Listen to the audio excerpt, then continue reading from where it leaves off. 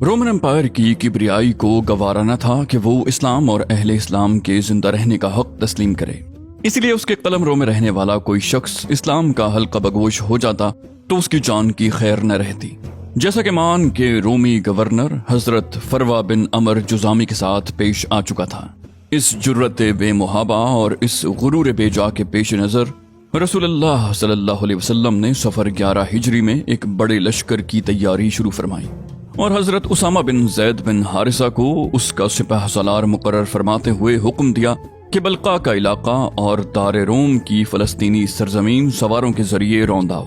इस कार्रवाई का मकसद ये था कि रूमियों को खौफजदा करते हुए उनकी हुदूद पर वाक़े अरब कबाइल का एतमाद बहाल किया जाए और किसी को भी तसव्वुर करने की गुंजाइश न दी जाए कि कलीसा के तशद्दुद पर कोई बास पुरस करने वाला नहीं और इस्लाम कबूल करने का मतलब सिर्फ ये है कि अपनी मौत को दावत दी जा रही है। इस मौके पर कुछ लोगों ने सिपा सालार की नौमरी को नुक्ताचीनी का निशाना बनाया और इस मुहिम के अंदर शमूलियत में ताखीर की। इस पर रसूलुल्लाह ने फरमाया कि अगर तुम लोग इनकी सिपाह सालारी पर तानाजनी कर रहे हो तो इनसे पहले इनके वालिद की सिपाह सालारी पर तानाजनी कर चुके हो। हालांकि वो खुदा की कसम सिपा सालारी के अहल थे और मेरे नजदीक महबूब तरीन लोगों में से थे और ये भी उनके बाद मेरे नजदीक महबूब तरीन लोगों में से हैं। बहरहाल सहाबा इकराम हजरत उसामा के गिरदा गिर्द जमा होकर उनके लश्कर में शामिल हो गए और लश्कर रवाना होकर मदीने से 3 मील दूर मकामे जरफ में खैमजन भी हो गया। लेकिन रसूलुल्लाह की बीमारी के मुतल्लिक तशवीशनाक खबरों के सबब आगे न बढ़ सका, बल्कि अल्लाह के फैसले के इंतजार में वहीं ठहरने पर मजबूर हो गया। और अल्लाह का फैसला ये था कि ये लश्कर हजरत अबू बकर सिद्दीक के दौरे खिलाफत की पहली फौजी मुहिम करार पाए। जब दावत दीन मुकम्मल हो गई और अरब की नकेल इस्लाम के हाथ में आ गई तो रसूलुल्लाह सल्लल्लाहु अलैहि वसल्लम के जज्बात व एहसासात, अहवाल व ज़ुरूफ और गुफ्तार किरदार से ऐसी अलामात नमूदार होना शुरू हुई जिनसे मालूम होता था कि अब आप इस हयात मुस्तार को और इस जहान फानी के बाशिंदगान को अलविदा कहने वाले हैं। मसलन आप अलैहिस्सलाम ने रमजान 10 हिजरी में 20 दिन एतकाफ फरमाया, जबकि हमेशा 10 दिन ही एतकाफ फरमाया करते थे। फिर जब हजरत जिब्रील ने आप अलैहिस्सलाम को उस साल 2 मरतबा कुरान का दौर कराया, जबकि हर साल एक ही मरतबा दौर कराया करते थे, आपने हज्जतुल विदा में फरमाया, मुझे मालूम नहीं, शायद मैं इस साल के बाद अपने इस मकाम पर तुम लोगों से कभी न मिल सकूं। जुमराए अक़बा के पास फरमाया, मुझसे अपने हज की आमाल सीख लो क्योंकि मैं इस साल के बाद गालिबन हज न कर सकूंगा। आप पर अय्याम तशरीक के वस्त में सूरह नसर नाजिल हुई और इससे आप अलैहिस्सलाम ने समझ लिया कि अब दुनिया से रवानगी का वक्त आन पहुंचा है। अवाइल सफर 11 हिजरी में आप अलैहिस्सलाम दामने ओहद में तशरीफ ले गए और शुहदा के लिए इस तरह दुआ फरमाई गोया जिंदों और मुर्दों से रुखसत हो रहे हों। फिर वापस आकर मिंबर पर फरोकश हुए और फरमाया, मैं तुम्हारा मीरे कारवां हूँ और तुम पर गवाह हूँ। बखुदा इस वक्त अपना हौज़े कौसर देख रहा हूँ। मुझे जमीन और जमीन के खजानों की कुंजियां अता फरमाई गई हैं और बखुदा ये वो खौफ नहीं कि तुम मेरे बाद शिरक करोगे, बल्कि अंदेशा इसका है कि दुनिया तलबी में बाहम मुकाबला करोगे। एक रोज निस्फ रात को आप अलैहिस्सलाम बकी तशरीफ ले गए और अहले बकी के लिए दुआए मगफिरत की। फरमाया, ए कब्र वालों, तुम पर सलाम। लोग जिस हाल में हैं उसके मुकाबिल तुम्हें वो हाल मुबारक हो जिसमें तुम हो। फितने तारीक रात के टुकड़ों की तरह एक के पीछे एक चले आ रहे हैं और बाद वाला पहले से ज्यादा बुरा है। उसके बाद ये कहकर अहले कुबूर को बशारत दी कि हम भी तुमसे आ मिलने वाले हैं। 29 सफर 11 हिजरी रोज़े दोशंबा को रसूलुल्लाह एक जनाजे में बकी तशरीफ ले गए। वापसी पर रास्ते में ही दर्द सर शुरू हो गया और हरारत इतनी तेज हो गई कि सर पर बंधी हुई पट्टी के ऊपर से महसूस की जाने लगी। ये आप अलैहिस्सलाम के मरज का आगाज था। आप अलैहिस्सलाम ने इसी हालत मरज में 11 दिन नमाज पढ़ाई। मरज की कुल मुद्दत 13 या 14 दिन थी। रसूलुल्लाह सल्लल्लाहु अलैहि वसल्लम की तबीयत रोज बरोज बोझल होती जा रही थी। इस दौरान आप अलैहिस्सलाम अज़वाज मुतहरात से पूछते रहते थे कि मैं कल कहाँ रहूंगा। इस सवाल से आप अलैहिस्सलाम का जो मकसूद था अज़वाज मुतहरात उसे समझ गईं। चुनाचे उन्होंने इजाजत दे दी कि आप अलैहिस्सलाम जहां चाहें रहें। उसके बाद आप अलैहिस्सलाम हजरत आयशा रज़ियल्लाहु अन्हा के मकान में मुंतकिल हो गए। मुंतकिल होते हुए हजरत फजल बिन अब्बास और अली इब्ने अबी तालिब का सहारा लेकर दरमियान में चल रहे थे। सर पर पट्टी बंधी थी और पांव जमीन पर घिसट रहे थे। इस कैफियत के साथ आप अलैहिस्सलाम हजरत आयशा के मकान में तशरीफ लाए और फिर हयात मुबारका का आखिरी हफ्ता वहीं गुजारा। حضرت عائشہ معوذات اور رسول اللہ سے حفظ کی ہوئی دعائیں پڑھ کر آپ علیہ السلام پر دم کرتی رہتی تھیں اور برکت کی امید میں آپ علیہ السلام کا ہاتھ آپ کے جسم مبارک پر پھیرتی رہتی۔ وفات سے 5 دن پہلے روز چہارشنبہ یعنی بدھ کو جسم کی حرارت میں مزید شدت آ گئی، جس کی وجہ سے تکلیف بھی بڑھ گئی اور غشی طاری ہو گئی۔ آپ علیہ السلام نے فرمایا، مجھ پر مختلف کنووں کے 7 مشکیزیں بہاؤ تاکہ میں لوگوں کے پاس جا کر وصیت کر سکوں۔ اس کی تکمیل کرتے ہوئے آپ علیہ السلام کو ایک لگن میں بٹھا دیا گیا اور آپ علیہ السلام کے اوپر اتنا پانی ڈالا گیا کہ آپ بس بس کہنے لگے۔ اس وقت آپ علیہ السلام نے کچھ تخفیف محسوس کی اور مسجد میں تشریف لے گئے۔ سر پر پٹی بندھی ہوئی تھی، ممبر پر فروکش ہوئے اور بیٹھ کر خطبہ دیا۔ صحابہ کرام گردا گرد جمع تھے۔ فرمایا، یہود و نصارہ پر اللہ کی لعنت کہ انہوں نے اپنے انبیاء کی قبروں کو مساجد بنایا۔ ایک روایت میں ہے، یہود و نصارہ پر اللہ کی مار کہ انہوں نے اپنے انبیاء کی قبروں کو مسجد بنا لیا۔ آپ علیہ السلام نے یہ بھی فرمایا، تم لوگ میری قبر کو بت نہ بنانا کہ اس کی پوجا کی جائے۔ پھر آپ علیہ السلام نے اپنے آپ کو قصاص کے لیے پیش کیا اور فرمایا، میں نے کسی کی پیٹھ پر کوڑا مارا ہو تو میری پیٹھ حاضر ہے، وہ بدلہ لے لے، اور کسی کی بے آبروئی کی ہو تو یہ میری آبرو حاضر ہے، وہ بدلہ لے لے۔ اس کے بعد آپ علیہ السلام ممبر سے نیچے تشریف لے آئے، ظہر کی نماز پڑھائی اور پھر ممبر پر تشریف لے گئے اور عداوت وغیرہ سے متعلق اپنی پچھلی باتیں دہرائیں۔ ایک شخص نے کہا، آپ کے ذمے میرے 3 درہم باقی ہیں۔ آپ علیہ السلام نے فضل بن عباس سے فرمایا، انہیں ادا کر دو۔ اس کے بعد انصار کے بارے میں وصیت فرمایا، میں تمہیں انصار کے بارے میں وصیت کرتا ہوں کیونکہ وہ میرے قلب و جگر ہیں، انہوں نے اپنی ذمہ داری پوری کر دی مگر ان کے حقوق باقی رہ گئے ہیں، لہٰذا ان کے نیکوکار سے قبول کرنا اور ان کے خطاکار سے درگزر کرنا۔ ایک روایت میں ہے کہ آپ علیہ السلام نے فرمایا، لوگ بڑھتے جائیں گے اور انصار گھٹتے جائیں گے، یہاں تک کہ کھانے میں نمک کی طرح ہو جائیں گے، لہٰذا تمہارا جو آدمی کسی نفع اور نقصان پہنچانے والے کام کا والی ہو تو وہ ان کے نیکوکاروں سے قبول کرے اور ان کے خطاکاروں سے درگزر کرے۔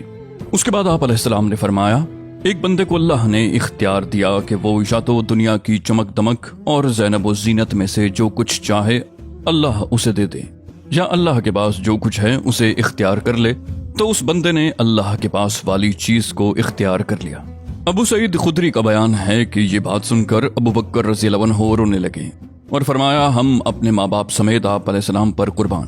اس پر ہمیں تعجب ہوا، لوگوں نے کہا، اس بڈھے کو دیکھو، رسول اللہ تو ایک بندے کے بارے میں یہ بتا رہے ہیں کہ اللہ نے اسے اختیار دیا کہ دنیا کی چمک دمک اور زینب و زینت میں سے جو چاہے اللہ اسے دے دے، یا وہ اللہ کے پاس جو کچھ ہے اسے اختیار کر لے، اور یہ بڈھا کہہ رہا ہے کہ ہم اپنے ماں باپ کے ساتھ آپ پر قربان۔ لیکن چند دن بعد واضح ہوا کہ جس بندے کو اختیار دیا گیا تھا وہ خود رسول اللہ صلی اللہ علیہ وسلم تھے، اور ابو بکر رضی اللہ عنہ ہم میں سب سے زیادہ صاحب علم تھے۔ پھر رسول اللہ صلی اللہ علیہ وسلم نے فرمایا، مجھ پر اپنی رفاقت اور مال میں سب سے زیادہ صاحب احسان ابو بکر ہیں، اور اگر میں اپنے رب کے علاوہ کسی اور کو خلیل بناتا تو ابو بکر کو خلیل بناتا، لیکن ان کے ساتھ اسلام کی اخوت اور محبت کا تعلق ہے۔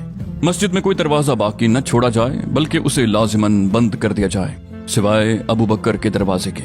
وفات سے 4 دن پہلے جمعرات کو جبکہ آپ صلی اللہ علیہ وآلہ وسلم سخت تکلیف سے دوچار تھے، فرمایا، لاؤ میں تمہیں ایک تحریر لکھ دوں جس کے بعد تم لوگ کبھی گمراہ نہ ہوگے۔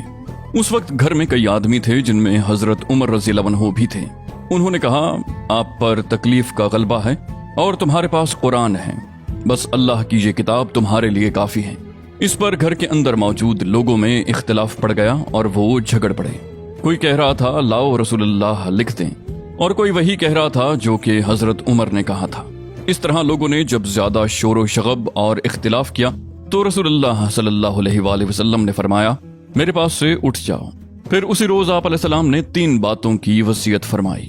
ایک اس بات کی وصیت کی کہ یہود و نصارہ اور مشرکین کو جزیرۃ العرب سے نکال دینا۔ دوسرے اس بات کی وصیت کی کہ وفود کی اسی طرح نوازش کرنا جس طرح آپ علیہ السلام کیا کرتے تھے۔ البتہ تیسری بات کو راوی بھول گیا۔ غالباً یہ کتاب و سنت کو مضبوطی سے پکڑے رہنے کی وصیت تھی، یا لشکر اسامہ کو روانہ کرنے کی وصیت تھی، یا آپ علیہ السلام کا یہ ارشاد تھا کہ نماز اور تمہارے زیر دست یعنی غلاموں اور لونڈیوں کا خیال رکھنا۔ رسول اللہ صلی اللہ علیہ وسلم مرض کی شدت کے باوجود اس دن تک یعنی وفات سے 4 دن پہلے جمعرات تک تمام نمازیں خود ہی پڑھا کرتے تھے، اور اس میں سورہ والمرسلات عرفا پڑھی۔ लेकिन इशा के वक्त मरज का शकल इतना बढ़ गया कि मस्जिद में जाने की ताकत न रही। हजरत आयशा का बयान है कि नबी अलैहिस्सलाम ने दरियाफ्त फरमाया कि क्या लोगों ने नमाज पढ़ ली? हमने कहा नहीं या रसूलल्लाह, सब आपका इंतजार कर रहे हैं। आप सल्लल्लाहु अलैहि वसल्लम ने फरमाया मेरे लिए लगन में पानी रखो। हमने ऐसा ही किया। आप अलैहिस्सलाम ने गुस्ल फरमाया और उसके बाद उठना चाहा, लेकिन आप पर गशी तारी हो गई। फिर इफाका हुआ तो आप अलैहिस्सलाम ने दरियाफ्त किया क्या लोगों ने नमाज पढ़ ली? हमने कहा नहीं या रसूलल्लाह, सब आपका इंतजार कर रहे हैं। उसके बाद दोबारा और फिर सहबारा वही बात पेश आई जो पहले पेश आ चुकी थी कि आप अलैहिस्सलाम ने गुस्ल फरमाया, फिर उठना चाहा तो आप पर गशी तारी हो गई। बिलाखिर आपने हजरत अबू बकर को कहलवा भेजा कि वो लोगों को नमाज पढ़ाएं। चुनाचे अबू बकर रज़ियल्लाहु अन्हु ने उन अय्याम में नमाज पढ़ाई। नबी सल्लल्लाहु अलैहि वसल्लम की हयात मुबारका में उनकी पढ़ाई हुई नमाजों की तादाद 17 है। हजरत आयशा रज़ियल्लाहु अन्हा ने नबी सल्लल्लाहु अलैहि वसल्लम से 3 या 4 बार मराजिया फरमाया कि इमामत का काम हजरत अबू बकर की बजाय किसी और को सौंप दें।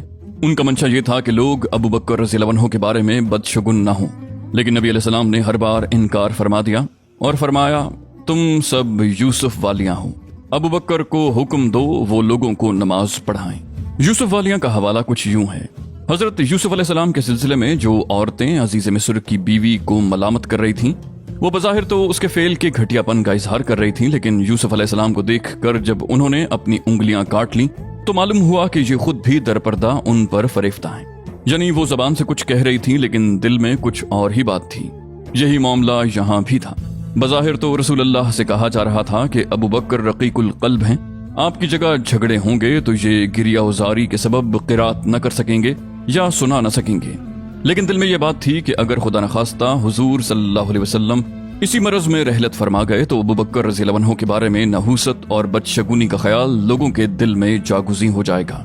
चूंकि हजरत आयशा की इस गुजारिश में दीगर अज़वाज मुतहरात भी शरीक थीं, इसलिए आप अलैहिस्सलाम ने फरमाया तुम सब यूसुफ वालियां हो, यानी तुम्हारे भी दिल में कुछ है और जबान से कुछ कह रही हो। हफ्ते या इतवार को नबी सल्लल्लाहु अलैहि वसल्लम ने अपनी तबीयत में कदरे तखफीफ महसूस की। चुनाचे 2 आदमियों के दरमियान चलकर जोहर की नमाज के लिए तशरीफ लाए। उस वक्त अबू बकर रज़ियल्लाहु अन्हु सहाबा कराम को नमाज पढ़ा रहे थे। वो आप अलैहिस्सलाम को देखकर पीछे हटने लगे। आप अलैहिस्सलाम ने इशारा फरमाया कि पीछे न हटें और लाने वालों से फरमाया कि मुझे इनके बाजू में बिठा दो। चुनाचे आप अलैहिस्सलाम को अबू बकर रज़ियल्लाहु अन्हु के बाएं बिठा दिया गया। उसके बाद अबू बकर रज़ियल्लाहु अन्हु रसूलुल्लाह की नमाज की इक्तिदा कर रहे थे और सहाबा कराम को तकबीर सुना रहे थे। वफात से 1 दिन पहले बरोज इतवार नबी सल्लल्लाहु अलैहि वसल्लम ने अपने तमाम गुलामों को आजाद फरमा दिया। पास में 7 दिनार थे, उन्हें सदका कर दिया। अपने हथियार मुसलमानों को हिबा फरमा दिए। रात में चिराग जलाने के लिए हजरत आयशा ने तेल पड़ोसन से उधार लिया। आप अलैहिस्सलाम की जिर्रा एक यहूदी के पास 30 सा यानी कोई 75 किलो जौ के इवज रहन रखी हुई थी। हजरत अनस रज़ियल्लाहु अन्हु का बयान है कि 2 शंबे के रोज मुसलमान नमाज फजर में मसरूफ थे और अबू बकर रज़ियल्लाहु अन्हु इमामत फरमा रहे थे कि अचानक रसूलुल्लाह सल्लल्लाहु अलैहि वसल्लम ने हजरत आयशा के हुजरे का पर्दा हटाया और सहाबा कराम पर जो सफ़े बांधे नमाज में मसरूफ थे नजर डाली। फिर तबस्सुम फरमाया। उधर अबू बकर रज़ियल्लाहु अन्हु पीछे हटे कि सफ में जा मिलें। उन्होंने समझा कि रसूलुल्लाह नमाज के लिए तशरीफ लाना चाहते हैं। हजरत अनस का बयान है कि रसूलुल्लाह के इस अचानक ज़हूर से मुसलमान इस कदर खुश हुए यानी आप अलैहिस्सलाम की मिजाज पुरसी के लिए नमाज तोड़ दें। लेकिन रसूलुल्लाह सल्लल्लाहु अलैहि वसल्लम ने अपने हाथ से इशारा फरमाया कि अपनी नमाज पूरी कर लो। फिर हुजरे के अंदर तशरीफ ले गए और पर्दा गिरा लिया। उसके बाद रसूलुल्लाह सल्लल्लाहु अलैहि वसल्लम पर किसी दूसरी नमाज का वक्त नहीं आया। दिन चढ़े चाश्त के वक्त आप अलैहिस्सलाम ने अपनी साहिबजादी हजरत फातिमा को बुलाया और उनसे कुछ सरगोशी की। वो रोने लगी। आप अलैहिस्सलाम ने उन्हें फिर बुलाया और कुछ सरगोशी की तो वो हंसने लगी। हजरत आयशा का बयान है कि बाद में हमारे दरियाफ्त करने पर उन्होंने बताया कि पहली बार नबी अलैहिस्सलाम ने मुझसे सरगोशी करते हुए बताया कि आप इसी मरज में वफात पा जाएंगे, इसलिए मैं रोई। फिर आपने मुझसे सरगोशी करते हुए बताया कि आपके अहलो अयाल में सबसे पहले मैं आप अलैहिस्सलाम के पास जाऊंगी। इस पर मैं हंसी। नबी अलैहिस्सलाम ने हजरत फातिमा को यह बशारत भी दी कि आप सारी ख़वातीन आलम की सैयदा हैं। उस वक्त रसूलुल्लाह जिस शदीद कर्ब से दोचार थे उसे देखकर हजरत फातिमा बेसाख्ता पुकार उठी, हाय अब्बाजान की तकलीफ। آپ علیہ السلام نے فرمایا تمہارے ابا پر آج کے بعد کوئی تکلیف نہیں۔ آپ علیہ السلام نے حسن و حسین رضی اللہ عنہما کو بلا کر چوما اور ان کے بارے میں خیر کی وصیت فرمائی۔ ازواج مطہرات کو بلایا اور انہیں واعظ و نصیحت کی۔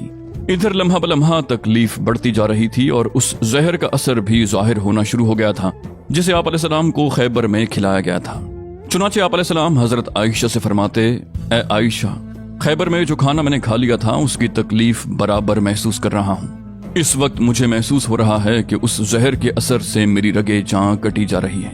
آپ علیہ السلام نے صحابہ کرام کو بھی وصیت فرمائی۔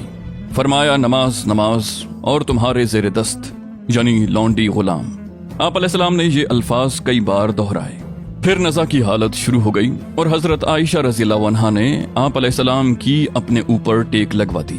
ان کا بیان ہے کہ اللہ کی ایک نعمت مجھ پر یہ ہے کہ رسول اللہ نے میرے گھر میں میری باری کے دن میرے سینے سے ٹیک لگائے ہوئے وفات پائی، اور آپ علیہ السلام کی موت کے وقت اللہ نے میرا لعاب اور آپ علیہ السلام کا لعاب اکٹھا کر دیا۔ ہوا یہ کہ عبد الرحمن بن ابی بکر آپ کے پاس تشریف لائے۔ ان کے ہاتھ میں مسواک تھی اور رسول اللہ صلی اللہ علیہ وسلم مجھ سے ٹیک لگائے ہوئے تھے۔ میں نے دیکھا کہ آپ مسواک کی طرف دیکھ رہے ہیں۔ میں سمجھ گئی کہ آپ علیہ السلام مسواک چاہتے ہیں۔ میں نے پوچھا آپ کے لیے لے لوں؟ آپ علیہ السلام نے سر سے اشارہ فرمایا کہ ہاں۔ میں نے مسواک لے کر آپ علیہ السلام کو دی تو آپ کو کڑی محسوس ہوئی۔ میں نے کہا کہ اسے آپ کے لیے نرم کر دوں؟ آپ نے سر کے اشارے سے کہا ہاں۔ میں نے مسواک نرم کر دی اور آپ علیہ السلام نے نہایت اچھی طرح مسواک کی۔ آپ علیہ السلام کے سامنے کٹورے میں پانی تھا۔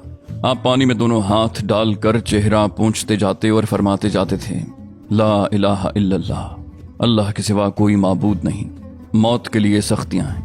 مسواک سے فارغ ہوتے ہی آپ علیہ السلام نے ہاتھ سے انگلی اٹھائی، نگاہ چھت کی طرف بلند کی اور دونوں ہونٹوں پر کچھ حرکت ہوئی۔ حضرت عائشہ رضی اللہ عنہا نے کان لگایا تو آپ علیہ السلام فرما رہے تھے، ان انبیاء، صدیقین، شہداء اور صالحین کے ہمراہ جنہیں تو نے انعام سے نوازا، اے اللہ مجھے بخش دے، مجھ پر رحم کر اور مجھے رفیق اعلیٰ میں پہنچا دے، اے اللہ رفیق اعلیٰ۔ آخری فقرہ 3 بار دہرایا اور اسی وقت ہاتھ جھک گیا اور آپ علیہ السلام رفیق اعلیٰ سے جا لاحق ہوئے۔ یہ واقعہ 12 ربیع الاول 11 ہجری یوم دوشنبہ کو چاشت کی شدت کے وقت پیش آیا۔ اس وقت نبی علیہ السلام کی عمر 63 سال 4 دن ہو چکی تھی۔ اس حادثہ دل فگار کی خبر فوراً پھیل گئی۔ اہل مدینہ پر کوہ غم ٹوٹ پڑا، آفاق و اطراف تاریک ہو گئے۔ حضرت انس کا بیان ہے کہ جس دن رسول اللہ ہمارے ہاں تشریف لائے اسے بہتر اور تابناک دن میں نے کبھی نہ دیکھا، اور جس دن رسول اللہ نے وفات پائی اس سے زیادہ قبیح اور تاریک دن بھی میں نے کبھی نہ دیکھا۔ آپ علیہ السلام کی وفات پر حضرت فاطمہ نے فرط غم سے فرمایا، ہائے ابا جان جنہوں نے پروردگار کی پکار پر لبیک کہا، ہائے ابا جان جن کا ٹھکانہ جنت الفردوس ہے، ہائے ابا جان ہم جبریل علیہ السلام کو آپ کی موت کی خبر دیتے ہیں۔ وفات کی خبر سن کر حضرت عمر رضی اللہ عنہ کے ہوش جاتے رہے۔ انہوں نے کھڑے ہو کر کہنا شروع کیا، کچھ منافقین سمجھتے ہیں کہ رسول اللہ کی وفات ہو گئی، لیکن حقیقت یہ ہے کہ رسول اللہ کی وفات نہیں ہوئی بلکہ آپ اپنے رب کے پاس تشریف لے گئے ہیں، جس طرح موسیٰ بن عمران علیہ السلام تشریف لے گئے تھے اور اپنی قوم سے 40 رات غائب رہ کر ان کے پاس پھر واپس آ گئے تھے، حالانکہ واپسی سے پہلے کہا جا رہا تھا کہ وہ انتقال کر چکے ہیں۔ خدا کی قسم رسول اللہ بھی ضرور پلٹ کر آئیں گے اور ان لوگوں کے ہاتھ پاؤں کاٹ ڈالیں گے جو سمجھتے ہیں کہ آپ علیہ السلام کی موت واقع ہو چکی ہے۔ ادھر حضرت ابو بکر رضی اللہ عنہ گھوڑے پر سوار ہو کر تشریف لائے اور اتر کر مسجد نبوی میں داخل ہوئے۔ پھر لوگوں سے کوئی بات کے بغیر سیدھے حضرت عائشہ کے پاس گئے اور رسول اللہ کا قصد فرمایا۔ آپ علیہ السلام کا جسد مبارک دھاری دار یمنی چادر سے ڈھکا ہوا تھا۔ حضرت ابو بکر رضی اللہ عنہ نے رخ انور سے چادر ہٹائی اور اسے چوما اور روئے، پھر فرمایا، میرے ماں باپ آپ علیہ السلام پر قربان، اللہ آپ پر 2 موت جمع نہیں کرے گا، جو موت آپ پر لکھ دی گئی تھی وہ آپ کو آ چکی۔ اس کے بعد ابو بکر رضی اللہ عنہ باہر تشریف لائے۔ اس وقت بھی حضرت عمر لوگوں سے بات کر رہے تھے۔ حضرت ابو بکر نے ان سے کہا، عمر بیٹھ جاؤ۔ حضرت عمر نے بیٹھنے سے انکار کر دیا۔ ادھر صحابہ کرام حضرت عمر کو چھوڑ کر حضرت ابو بکر کی طرف متوجہ ہو گئے۔ حضرت ابو بکر نے فرمایا، اما بعد، تم میں سے جو شخص محمد صلی اللہ علیہ وآلہ وسلم کی پوجا کرتا تھا تو وہ جان لے کہ محمد صلی اللہ علیہ وسلم کی موت واقع ہو چکی ہے، اور تم میں سے جو شخص اللہ کی عبادت کرتا تھا تو یقیناً اللہ ہمیشہ زندہ رہنے والا ہے، کبھی نہیں مرے گا۔ اللہ کا ارشاد ہے، محمد صلی اللہ علیہ وسلم نہیں ہے مگر رسول ہی، ان سے پہلے بھی بہت سے رسول گزر چکے ہیں، تو کیا اگر وہ مر جائیں یا ان کی موت واقع ہو جائے یا وہ قتل کر دیے جائیں تو تم لوگ اپنی ایڑی کے بل پلٹ جاؤ گے؟ اور جو شخص اپنی ایڑی کے بل پلٹ جائے تو یاد رکھے کہ وہ اللہ کو کچھ نقصان نہیں پہنچا سکتا، اور ان قریب اللہ شکر کرنے والوں کو جزا دے گا۔ صحابہ کرام کو جو اب تک فرط غم سے حیران و ششدر تھے، انہیں حضرت ابو بکر رضی اللہ عنہ کا یہ خطاب سن کر یقین آ گیا کہ رسول اللہ صلی اللہ علیہ وسلم واقعی رحلت فرما چکے ہیں۔ چنانچہ حضرت ابن عباس کا بیان ہے کہ واللہ ایسا لگتا تھا گویا لوگوں نے جانا ہی نہ تھا کہ اللہ نے یہ آیت نازل کی ہے، یہاں تک کہ ابو بکر رضی اللہ عنہ نے اس کی تلاوت کی تو سارے لوگوں نے ان سے یہ آیت اخذ کی، اور اب جب کسی انسان کو میں سنتا تو وہ اسی کو تلاوت کر رہا ہوتا۔ حضرت سعید بن مسیب کہتے ہیں کہ حضرت عمر نے فرمایا، واللہ میں نے جو ہی ابو بکر کو یہ آیت تلاوت کرتے ہوئے سنا، انتہائی متحیر اور دہشت زدہ ہو کر رہ گیا، حتیٰ کہ میرے پاؤں مجھے اٹھا ہی نہیں رہے تھے، اور حتیٰ کہ ابو بکر کو اس آیت کی تلاوت کرتے سن کر میں زمین پر گر پڑا، کیونکہ میں جان گیا کہ واقعی نبی صلی اللہ علیہ وسلم کی موت واقع ہو چکی ہے۔ ادھر نبی صلی اللہ علیہ وسلم کی تجہیز و تکفین سے پہلے ہی آپ علیہ السلام کے جانشینی کے معاملے میں اختلاف پڑ گیا۔ ثقیفہ بن سعدہ میں مہاجرین و انصار کے درمیان بحث و مناقشہ ہوا، مجادلہ و گفتگو ہوئی، تردید و تنقید ہوئی، اور بالآخر حضرت ابو بکر رضی اللہ عنہ کی خلافت پر اتفاق ہو گیا۔ اس کام میں دوشنبے کا باقی ماندہ دن گزر گیا اور رات آ گئی۔ لوگ نبی علیہ السلام کی تجہیز و تکفین کی بجائے اس دوسرے کام میں مشغول رہے۔ پھر رات گزری اور منگل کی صبح ہوئی۔ اس وقت تک آپ علیہ السلام کا جسد مبارک ایک دھاری دار یمنی چادر سے ڈھکا بستر پر ہی رہا۔ گھر کے لوگوں نے باہر سے دروازہ بند کر دیا تھا۔ منگل کے روز آپ صلی اللہ علیہ وسلم کو کپڑے اتارے بغیر غسل دیا گیا۔ غسل دینے والے حضرات یہ تھے: حضرت عباس، حضرت علی، حضرت عباس کے دو صاحبزادگان فضل اور قسم، رسول اللہ کے آزاد کردہ غلام حضرت اسامہ بن زید اور اوس بن خولی۔ حضرت عباس، فضل اور قسم آپ کی کروٹ بدل رہے تھے۔ حضرت اسامہ اور غلام شقران پانی بہا رہے تھے۔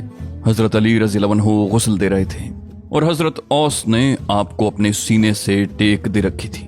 اس کے بعد آپ علیہ السلام کو 3 سفید یمنی چادروں میں کفنایا گیا۔ ان میں کرتا اور پگڑی نہ تھی، بس آپ علیہ السلام کو چادروں میں ہی لپیٹ دیا گیا۔ آپ علیہ السلام کی آخری آرام گاہ کے بارے میں بھی صحابہ کرام کی آراء مختلف تھیں، لیکن حضرت ابو بکر نے فرمایا کہ میں نے رسول اللہ کو یہ فرماتے ہوئے سنا ہے کہ کوئی نبی بھی فوت نہیں ہوا مگر اس کی تدفین وہیں ہوئی جہاں فوت ہوا۔ اس فیصلے کے بعد حضرت ابو طلحہ نے آپ علیہ السلام کا وہ بستر اٹھایا جس پر آپ علیہ السلام کی وفات ہوئی تھی، اور اسی کے نیچے قبر کھود دی۔ قبر لحد والی یعنی بغلی کھودی گئی تھی۔ اس کے بعد باری باری 10 صحابہ کرام نے حجرہ شریف میں داخل ہو کر نماز جنازہ پڑھی۔ کوئی امام نہ تھا۔ سب سے پہلے آپ علیہ السلام کے خانوادے بنو ہاشم نے نماز جنازہ پڑھی، پھر مہاجرین نے، پھر انصار نے، پھر مردوں کے بعد عورتوں نے، اور ان کے بعد بچوں نے۔ نماز جنازہ پڑھنے میں منگل کا پورا دن گزر گیا اور چہارشنبہ یعنی بدھ کی رات آ گئی۔ رات میں آپ علیہ السلام کے جسد پاک کو سپرد خاک کیا گیا۔ چنانچہ حضرت عائشہ کا بیان ہے کہ ہمیں رسول اللہ صلی اللہ علیہ وآلہ وسلم کی تدفین کا علم نہ ہوا، یہاں تک کہ ہم نے بدھ کی رات کے درمیانی اوقات میں پھاوڑوں کی آواز سنی۔